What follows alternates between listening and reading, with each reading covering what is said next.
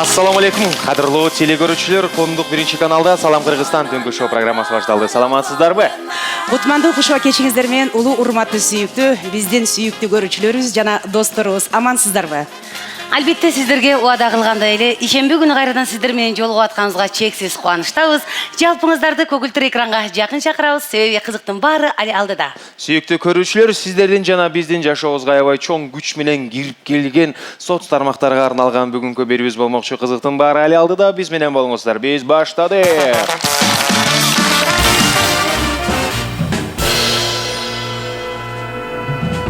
Мен сүйүнүп атам. Сүйүнчүңө? Мен кубанып атам. Мен толкунданып атам. Неге? Себеби билесиз, мен көп кишилерди эле жакшы көрүп эле көп кишилер менен эле мындай укмуш жакшы сөздөрдү айтпайм го. Бирок азыркы келе турган конокту ушунчалык жакшы көрөм. Неге дебейсизби? Кандай мындай мезгил, кандай учур болсо да ар дайым позитивная, ар дайым алдыда, ар дайым күлүп, ар дайым бүт нерсени жеңип жүрөт го. Калп айтып аткан жоксуңбу? Ушунчалык жакшы көрөм. Ким келет турбу эмеби? Алып Пугачева. Азыр мынакей жакында эле эң кыргыздын алдыңкы саптарынан болуп миллионерша деген атты алды. Эмне, миллион утуп алыптырбы? Утуп албай эле. Сиз бул кабардан аркада алган турбайсызбы? Санжар батыраак чакыра салчы, мен ушунчалык келди бир. Такырыстан Эң алгач колчаалар жаңырсын, кадырлуу биздин көрмандарыбыз. Кыргызстандын эстрадасынын өкүлдөрүнөн эң алгачкылардан болуп миллион подписчик чогулткан Анжелика Кайратовна келип турат. Колчаалар менен тосуп алыңыздар. Бизде миллионер шоу. Саламатсыз, Анжелика. Куш келип сизди көргөндөн кубанычтабыз. Төргөт бериңиз. Колчаалар. Саламатсызбы? Кандай сиздер көрдүңүз? Мен кайсы эле миллионерша келет атат? Кимдер эле такыр эсет? Эң алгач эле биринчи сизди миллионерша болушуңуз менен куттуктайбыз. Чоң рахмат. Кандай экен анан миллионерша болгон? Жакшы сезим экен, куттукташат экен элдер. Туулган күнүм 3-күн күн бою өтүп аткандай болуп атат. Бирок баягы 6 миллиондук калкка миллион бул аздык кылат болуш керек. Андыктан активдүүлүктү дагы болсо мен чакырат элемин. Активдүүрөөк болгула, дагы кошулгула. Сиз ушу миллионерша болушуңузду өзүңүз сүйүнүп, сиз дагы элдердин катарын толуктап той бердиңизби? Чындыгында эми бул майрамды бизде аябай жакшы майрамдашат. Чындыгында себеп дегенде эми дүйнө жүзү боюнча белгилүү Инстаграмда биз дагы өзүбүздүн көрсөткүчүбүздү жакшы көрсөтүп атабыз да. Той берген жокмун. Тойду эч ким деле бербесе керек. Болгону эле жакын саналаштар менен сүйүнүчтү бөлүшүү бул эң сонун нерсе болуш керек. Биз тескерисинче ошол бизди миллионго жеткирген катталуучуларга белек бердик, кайрымдуулук иштерди көп жасадык. Инстаграм бүгүнкү күндө бизге жакшы киреше алып келип аткандыктан ошол киреше менен бөлүшүп аткан мезгилибиз. 2160 күндүн ичинде миллион подписчик чогулттум деген сиздин билдирүүңүздү окуп калдык. Ооба. 200 канча? 2160 күн. Жакшы. Бул топ бир топ эле убакыт, бир топ жыл. Алгачкы күнүңүздү Инстаграмды биринчи ушу тиркемесин көчүрүп алган күнүңүз эсиңиздеби? Эсимде. Кайсы күн эле эмне болуп баштады? Каяктан уктуңуз дегеле ушул Инстаграм дегенде? Бул жаңы гана башталып атканда мен ушул Миргүл Эсеналиева биздин менеджерибиз курбуман көрүп калдым. Сүрөттөр башкача бир болуп, кооздолуп, башкача бир фильтрлер пайда болгонун көрдүм. Анан эң биринчи ирет ошол сүрөтүмдү кооздогум келди. Аябай башкача бир жомоктогудай сүрөттөргө окшошуп кетет экен да. Анан ошону көчүрүп алгандан кийин үйрөнүш кыйыныраак болду. Эң эле алгачкы сүрөтүм бул 2012 жылы 25 августта мен аяз кыз болуп ошол жаңы жылдык көрсөтүүдө түшүп, ошол күнү жүктөгөнмүн.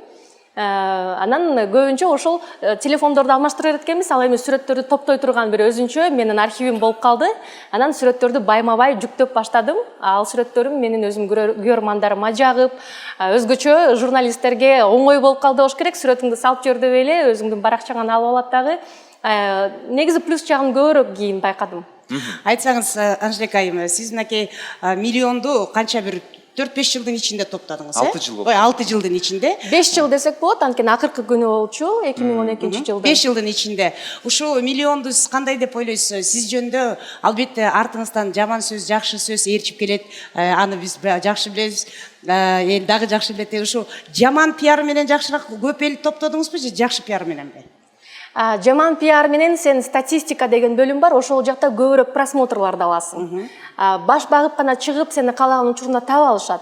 Ал эми жазылуу бул сенин көрөрмандарың гана жазылат болуш керек. Сен ошону көрөрмандарың катарында болгусу келген инсан, ошо сенин баракчаңа кошулат. Демек, миллион көрүп жаткан инсан бардыгы менин көрөрмандарым, досторум деп эсептейм. Аны бардыгы жакшы жагы менен топтодум деп Ооба. ойлойсуз? Андан тышкары 16 миллион көрсөткүч бар, 15 миллион жөн эле улам кирип чыгып карап турат болуш керек. Ана мен дагы мындай укканда, азыр магазиндер же болбосо өзүн жакшы жарнама кылам дегендер сатылат экен да, аккаунттарчы. Ооба. Сиз ушундай сатып алдыңызбы же бардыгы тирүү досторуңузбу бардыгы? Айтып коет экен, живой подписчик. Мен аккаунтты нөлдөн баштагам. Эң биринчи лайктарым эсимде 50-70тен баштап өйдө көтөрүлүп атты. Бүгүнкү күндө Instagram дүйнө жүзү боюнча эң чоң базар, рынок десек болот. Бул жерде популярдуулукту бир гана ырчылар эмес, дүкөндөр, ресторандар, брендтер илип атышат. Эгерде сиз катталуучуларды сатып ала турган болсоңуз, ошол суроо болсо, буга атайын приложение бар. Instagram акча табат. Лайктарды сатат, подписчиктерди сага сатып бериши мүмкүн, рекламаларга акча алып жарнамалайт сиздин дүкөнүңүздү. Биздин учурда мен 1 сомдо короткон жокмун. Бул элдин мага алып келип аткан бир пайдасы болуш керек, өздөрүнүн көпчүлүгү менен мен башкалардан акча таап атам. Бирок Инстаграмга акча короткон жокмун, такыр короткон жокмун. Аке, ушул суроого эле аркасынан утурлай алыстабай берели. Ушул Инстаграм баракчасы сизге канчалык деңгээлде бир жакшы мындай нерселерди алып келип атат? Кандай пайдасын көрүп атасыз деп мына өзүңүз айтып калдыңыз азыр. Пайдасы дагы зыяны да бар. Ар дайым эле айтып келебиз. Бул нерсенин популярдуулуктун пайдасы зыяны болгондой эле Инстаграмда деле ошондой. Мисалы үчүн зыян жагында бат эле алдап коюш ыктымал. Фейк аккаунттар менен бир дуу сөздү жаратып, бири-бири менен өздөрү эле сүйлөшө бериши дагы мүмкүн, эл сүйлөшүп аткандай кылып. Ал эми пайдалуу жагы, биз чыгармачылык инсандар өтө убактыбыз аз болгондуктан тамактанууга баратканда эле мен каалаган ресторанымды таап, ага чалып заказ кылып коем, каалаган нерсемди үйгө алып келдирип кийинип алам. Мен үчүн бардыгы доступно болуп калды, бардыгы мүмкүн болуп калды. Дүйнө жүзүндөгү бардык дүкөндөргө колум жетип калды, көзүм жетип калды. Мына ошол эң сонун плюс. Сизде ушу подписчиктериңизди сатыңыз деп сизге да ушундай сунуш келди беле? Бизге сатыңыз деп. Анткени мен угушума караганда бир подписчик 1 сомдон экен, э? Ооба. Азыр Айымдардыкы 1,5 сом деп атышат. 1,5 бекен. Анда сиздики азыр миллион болсо, миллион сомуңуз сизде бар 1,5 миллион экен, сомдук да? Ушундай сат аккаунт. десе сатат белеңиз? Башында менин бир аккаунтум бар болчу, Анжелика Бекболиева деген. Андан кийин экинчи аккаунт, биринчи аккаунтум тоскоолдуктар болгондо иштебей калган. Ал 100 000 подписчик менен токтоп калган. Андан чет өлкөдөгү белгилүү фирма ошол мен баракчамды сатып алган. Бүгүнкү күндө ал баракча деле бар. 100 000ден 200 000ге бүгүнкү күндө саны көбөйүптүр. Ар бир кошулган подписчикке мага акча төлөп турушат. Бирок активдүүлүгү жок ал баракчанын. Эмнегедир алар ал баракчаны колдоно элек, мен атымды калуусун суранышкан. Турат ошол боюнча. Учурунда 100 000 подписчик менен 100 000 сомго саткам. 100 000 сомго акча да алгансыз. Ооба, акчага саткам. Чоту бербейсизби анда? Чотурун ошондо берсем болмок, 3 жыл өтүп кетти. 3 жыл мурун 100 000 болчу да. Сизди го мындай. Азыр миллион менин подписчигим бар баракчамды миллиардка да сатпайм. Анткени ал миллиардтан дагы сизге көп нерсени алып келип турат. Себеби бул менин элимдин, көрөрмандарымдын болгон мага сүйүүсү. Бул Анда элимди сатып ийгендей болуп калам дейсиз, э? Ооба да. Сиздин фанаттарыңыз көп, биз билебиз. Анжелика 1, 2, 3. Азыр канча саны келип калды? Мурун аябай көзөмөлдөмчүмүн. Саны 300дөн ашты, фан 342, 344 деп кетчү. Азыр көзөмөл жок. Көзөмөл жок. Сиз мен укканда ушу Паспортун алып, чогултуп, фандар менен жолугуп, ошолорго белектерди берип, чай ичип турат деп уккам да. Сиз фанаттарыңыздар мененчи? Мен фанаттарымдын чынбы? Ооба, бардыгына кайрылгам. Сентябрь башталды, эми окугула. Инстаграмга кирбегиле. Мен сүрөтүмдү киргизе бербегиле кечке чейин. Элдер тажады, түшүнгүлөчү. Эгерде чындап мени жакшы көрсөңөр, менин өзүмдүн баракчама комментарий жазып тургула, жакшы каалоо тилиңер жазып тургула, бирок баракчаңарды өзүңөрдүн атыңарга которуп алгыла. Ушул канча топтогон менин сүрөтүм аркылуу подписчиктер силер аркылуу кете берсин, жакшы иш жазап, катасыз жазгыла деп мен сурангам. Көбүнчөсү өзгөрттү, көбүнчөсү каала берди. Азыр чогулуп турам, аякта көбүнчө эжелер келет. Алар менин фан баракчаларымды деле негиздебейт. Бирок мен жакшы көргөн инсан менен ар дайым жолугуп турамын. өзүм жакшы көргөн инсандар менен чай ичип турам. Анжелика айым, бул эми Инстаграм баракчасында сизге көп ушундай кызыгып, сизге жазылышып ушундай болот. Бирок мен байкап жүрөм, сиздин Айым аттуу кызыңыздын деле подписчиктери күндөн күнгө аябай жакшы өсүп бара жатат. Тагыраак айтканда меникиден көбүрөөк экен деп коюш. Ушул жөнүндө жана анан сиз өзүңүздү ырчайым деп, кызыңыз да сизди жолдоп, экөөңүздөр жаңы дуэт жазып ырдап атасыздар. Ушунун тегерегинде да сөз кылып берсеңиз. Ар бир эле кыз мамасындай болгусу келет. Мен мамамдыкындай көнөк кийем, мен дагы ырчы болгум келет, салонум болсо деп. Анан кийин Айым стайл улуу кызым Айым аныкы, onu сөзгө чыкканда беребиз деген. Мисалы эми ыр жагынан мен билбейм. Азыр кызыгып ырдап атат. Бирок мен өтө деле ырдашын каалабайт болчумун. Бирок таланты бар. Бар, мен дагы уккам. Өзгөчө тембри бар үнүндө. Сизге ушул суроо берилди беле же берилген эмеспи? Эгер катуураак тийсе аста алына кечирим сурайм. Бирок мен башкаларды укканда Анжеликага караганда кызы жакшы ырдайт экен. Эң сонун комплимент. Катуу тийбейби сизге? Бул мен үчүн бакыт да. Кызың сенден ашып атса, кызың сенден жакшы ырдап атса, сенден да сулуу болуп атса, эне үчүн бул эң чоң бакыт болуш керек. Эмне үчүн Айымдан кийинки кыздарыңызды ырдатпайсыз? Бир гана басым Айымга жазып атасыз. Айым 11ге чыкты. 11ге чыгып 263.000 подписчик менен баракчасын активдүү баягы алып барбаса дагы бир күндө 1 эле саат киргенге уруксаты бар. Анан мындай курагы туура деп ойлойм да, өзү катасыз жазып, сүрөттөрдү карап, мен өздөрүнө коем. Алар үчүн мен эч качан жумуш жасабайм. Экинчи кызым Элиманын туулган күндө быйыл ачып бергенбиз, кайра жаап койдук. Себеп дегенде 1-класста кичине катасы менен жазып калса, багышымды бардыгы жабалактап шылдыңдаштан эметип кийинчерээк эле ачайынчы деп калыптыр да. Ошондуктан Элима менен Айлинка азырынча баракчасы жок. Алардын сүрөттөрү менин баракчам аркылуу кирет. Это модно деп коесуздар, Ооба, модно. Бирок ошол Элима менен Айлинканын баракчаларын азыр фандар кетирип атат. Буюрса 12ге 11 жашка чыкканда белек кылып беребиз деди, подписчигин көбөйтүп. Ал эми деги эле өзүңүздүн ушулку учурда Кыргызстанда, кыргыз медиасындагы журналисттерге болгон көз карашыңыз кандай? Акыркы күнү мен билбейм, журналисттер менен деле сүйлөшө элекмин чындыгында. Бардык маалымат менин Инстаграм баракчамда бар. Сурооңуз барбы? Жооп алыңыз менин комментарийлеримен. Бир нерсе кызыктырып ататпы? Пожалуйста, менин баракчам бардык нерсеге ачык турат, жооп берип атам. Инстаграм менин өзүмдүн гезитим, өзүмдүн сайтым, өзүмдүн телеканалым. Бул ошол менин жашоом. Көргүңүз келсе ошол жерден көрүңүз болгон чындыкта. Ал эми гезит деген нерселер булар ар ким өз окатын кылып аткан нерсе. Тилекке каршы бүгүнкү күндө атайын закон менен ачкан сайттар жок экен да. Баягы бирнеке ньюс деп эле ачып берет. Капкаяктагы жок эле адамдардын атын коюп эле өздөрүнүн баланча түкүнчөнүн ою ушул журналисттин сөзү дейт. Бирок ал адам жок да. Ал адам жок. Ал сайт жөн эле ачылган. Аз бар бирөөгө $100 берсең сайт ачып берет сага делечи мындай. Өзүңдү журналист болуп алып туруп, каалаган жериңен любой нерсени жаза берсең болот да. Ушул нерсе көзөмөлдө жок чындыгында. Анан белгилүү эле аябай бир гезиттер бүгүнкү күндө мен сүрөтүм менен, менин атым менен билбейм, акча таап атат десем мен жаңылышпайм. Себеп дегенде уруксат сурап коюш керек. Биз ушул сөзүңүздү колдонуп атабыз. Сиздин Инстаграмдагы комментарийиңизди биз килтеген макала кылып чыгарып атабыз депчи. Же болбосо мен айтат элем, канча тираж болсо ошонун мага 3 же 5 эле пайызын бербейсизби кичине акчага депчи, баягы бөлүшүш керек бул нерсе менен. Мен үчүн акча кылып атпайсыңар деппи? Эми товар кылып. Экөөс чогуу жазайлык акчаны деп туурабы? Чогуу хайп кылалы деш керек да. Бул туура нерсе деп ойлойм. Анткени чет өлкөдөгү журналисттер ушинтип иштейт экен, сатат экен ар бир маалыматты. Мен дагы маалыматты саткым келет. Себеп дегенде мен аркылуу жөн эле акча табууларына каршымын деп айтмакчымын. Анан ошол Эң негизгиси сизге ийгиликтерди каалайбыз. Буюрса миллионуңуз кийинкиге келгенде 2 миллион болуп калсын, 3 миллион болсун. Жана жыйынтыктоочу суроолордон бирөөсү Анжеликанын жашоосунун канча пайызы Инстаграмда?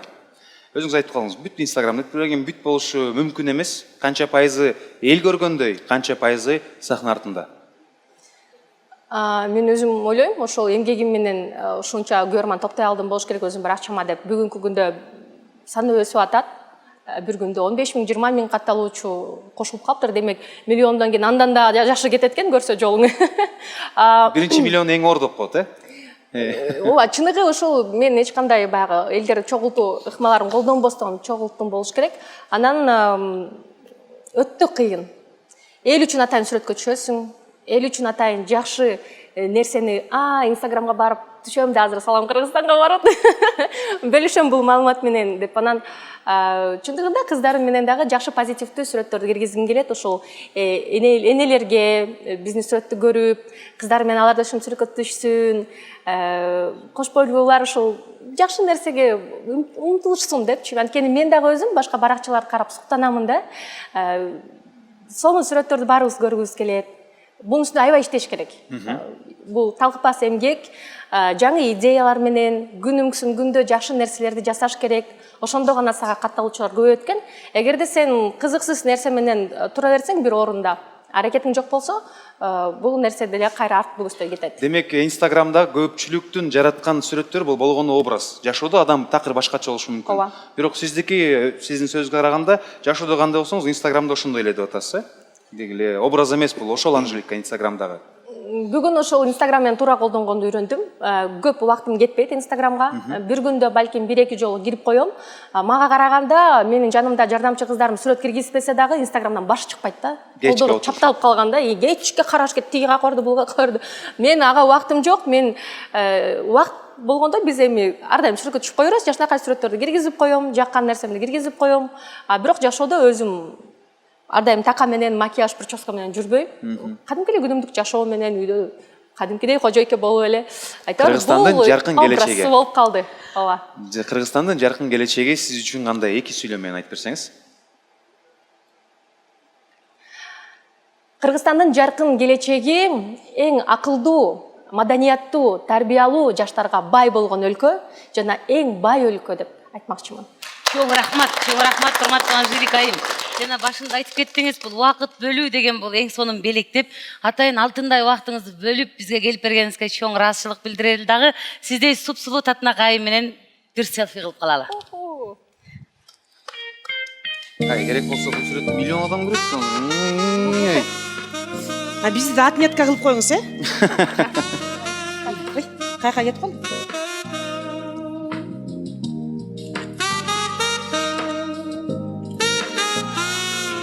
Баракелде.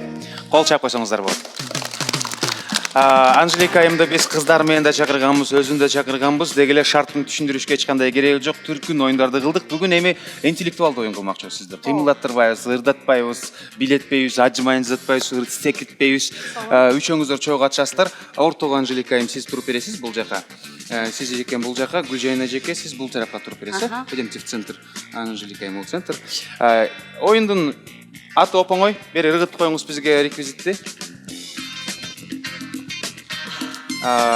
Бомба. Кадимкидей эле илгерки бомба, баягы күйүп туруп жарылган бомба, ошону эле оюнчугун даярдадык.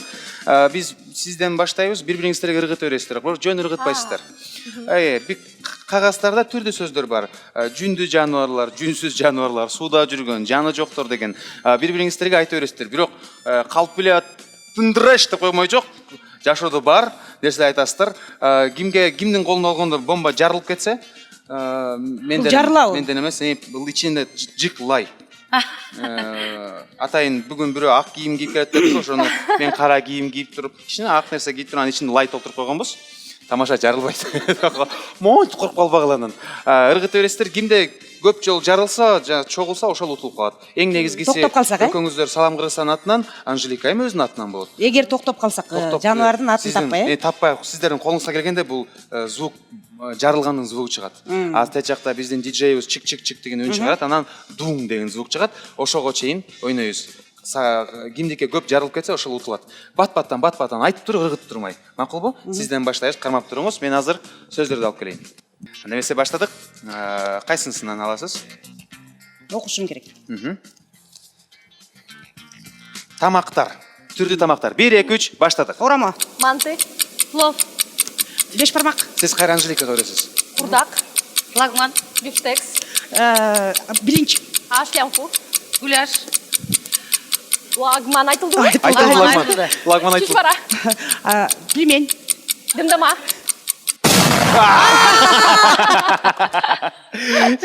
Сиздики азыр бир болду, бир жол жарылдыңыз, бир жол кебетиңиз лай болду, бетиңиз ит болду дегендей. Эми сиз алыңыз бир кагазды. негизи мен тамак боюнча. Түшүндүм. Не дейт? Тыдан башталган жаныбарлар. Баштаңыз. Тыдан баштаган жануарлар. Түлкү. Тигр. Ташбака. Тынчкан. Дыш. Не? Айтыңыз, беріңіз қайра өзіні. Топос. Таракан.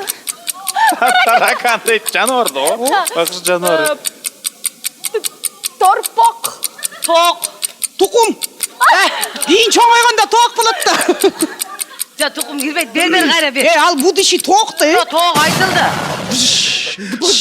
Өкөңөр аласы түріне жардыр үйріңе бақ. Тұқымдың жаны Сау ойнасат екен, ә? чоңайғанда тоқ болады деп. Ал будущий тоқта. Өкө сүрөш отурду.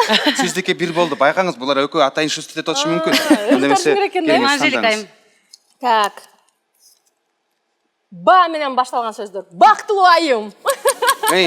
Бақтылайым. Бала. Бар бол. Мага бересиз, Бака. Балчык. Баш. Бак. Батинке. Бал. Байпак. Балык. Балық айтылды. Балық Жоқ, айтылды. бұяқтан айтты, біз Бияқтан айтты. Мейлі анда. Баунти. Барыңызда да бірден жоғылды. Келіңіз кейінгісі. Оқой. Ойлаңыз. Баунти деген жақсы шықты. Баунти деп. Бәләкет тоқыр. Кинолар. Кинолар, тасмалар, кеттік. Болыңыз, толтыра кино. Операция Ü. Ақкеме. Титаник. Джамиля. Поездка в Америку. Шаардық келен шарапат. Кылмыш. Джамиля. Азап. Джамиля айтылған. Мен айтқаным Джамиля. Азап дедім. Ақкеме. Ақкеме айтқам мен жаңа эле. Анда Анжелика. Қайра беріңіз, Анжеликадан бар. Анжеликадан кино бар, о. О, И Маркиза, да? Хорошо. Гитеви да бар, киносы бар. Богатый тоже платит. О, Америка башқұртаты. Однажды в Америке. Жарыңды. жарылды. Гүлжан Эжеке, сіз ұқмыш киноды көріп тұрмайсыз ба? Богатый тоже плачет деді. Однажды в Америке. Менден жарылды. Сізден жарылды, Сізден сізді жарылды. қазір ұтыл отасыз. Салам қырсынан ұтыл отады, ойлағыла. Баш киімдер. Кеттік, баш киімдер. Ке баштадық. Кепка. Шляпа. Тумақ. Не? Петушок. Қалпақ. Шөкілі. Үкі топы. Үкі топы. Жолық. Элечек. Теветей. Айтайын дегенде соны. Тумақ айтылды. Косынка. Топы. Топы айтылған. Топ айтылған, беріңіз қайра өзіне. Бдыш. Ма. Маған сен айтқан жоқсың бүтіш саға. Бұл айтқанда маға келіп ана бүтіш болды. Ой, айтпай Дегеле келді тұрғандар Анжеликайым қатық екен, салам қырсынан ұтыл отады. Екі жақаттың екі олды. Ұлан та мә дейді. Мен байқұш жағы сілері миллионда қоймы. Не дейді? Жүні ұзын жануарлар дейді. Жүнді жануарлар. Жүні бар жануарлар. Қой. Топос. Эчки. Уй. Жаңағы мелі. Ташпақаны жоқ. Ат. Жылқы. Жылқының жүні жоқ. Бойлар ұзын да. Чаштары жалындар. Бу. Қойон болау? Битті қой. Мұшық. Эки. Эми азыр ақырқы қалды. Немесе қиын екен жоғы текшерелі. Не дейді? Қырғызстандың айылдары. Қырғызстанның айылдары. О, қандай соның? Айылдар. Баштадық. Ақсай, көксай, жасылсай. Баштадық. Манас айылы. Сарчелек айлы. Арал. Бакамбаева. Қарасу айлы. Айыл. Түйті. Түйті? О, мен тайдамдар түйтеден мамам. Жылдақ жылдыз. Жылғын айлы. Неле? Ташарық. Айт, айылдарын Неме, айт. ошо. Көксай. Қарасу айлы. Қарасу айтылды. Сарчелек айтылды. О, Сарчелек ал жақтан түшіп келетін мен. Тішке аттын тұрғай, кешіп қаңыздар. Бұл жақта деген ұшында ортада Назиреже жарылды. Назиреже, келіңіз еме. Байқауай қалып десе, байқап қалып. Кім екен? Оқу құралдары. Оқу құралдары. Ошол айлы дедіңіз бе? 40 лет деп тұрғанда бүтіш деді. Так, оқу құралдары, гитеп. Линейка. Ручка. Карандаш. Өчүргүч. Тетрадь. Мага деп, өзүң мага деп сурандың. Циркуль. Неме жанагы дептер. Тетрадь айтылган бирок. Альбом. Акбарак. Дневник. Калькулятор. Сумка. Ручка. Карандаш. Фломастер. Өчүргүч. Өчүргүч айтылган. Ошондо туугандары, Мен өзүңүздөр утулдум байкагандай эле ошондо. көпчүлүк менен аракет кылып, колдон келишинче эртерээк мындайынан эки жакка келсин деп атса Анжелика утуп алды. Анжелика дейин экен. Салам Кыргызстан. Эч кандай сөздөрдү эрте берген эмеспиз, эрте билинген дагы эмес. Болгону шартты биз билдик, Турсунал билди, эжекелерибиз билген жок. Ийгиликни сизди каалайбыз, ийгилик каалайбыз, жеңишиңиз менен куттуктайбыз. Миллионуңуз менен дагы куттуктайбыз дагы. Келиңиз, эркин микрофон сизге. Эң негизгиси бул жашоодо миллион сомубуз барбы, миллион подписчигибиз барбы, жокпу, ошол нерсенин бардыгы бардай жашашыбыз керек экен. Эмнени кыялдансак, ошол нерсеге жеткендей жашашыбыз керек экен. Эң негизгиси бул жашоодо эң чоң белек бул сенсиң. Бул өзүңсүң. Андыктан эң жакшы нерселерди өзүңө гана арна, жана ошондой эле жакындарыңды ар дайым сүй. Барбы кыргыз элим? Анжелика, сизге жана сиздин супсулуу кыздарыңызга биздин башкы демөөрчүбүз Шоро компаниясынан даамдуу таттуу, ден соолукка пайдалуу суусундуктарды жана түркүн куруттарды берели. Шоро байкем өзү алып чыгып берсин. Кол чалар менен тосоңуздар. Бул суусундуктардын баарысы сизге бизден белек болсун. Жана татынакай кыздарыңыз менен чогуу биргеликте ичип коюңуздар. Бар болуңуз. Курутты аябай жакшы көрөм. Абайлап Андакей, ачыңыз. Мына курут жакшы көрсөңүздөр, могу куруттардын баардыгы сиздердики. Кайрадан көрүшкөнчө рахмат убактыңызды бөлүп бизге келгениңизге. Шоро байкем мотоцикл менен жеткизип койсун сизге. Кол Кол чаап чапкан. коюңуз. Чыгарып коюңуз.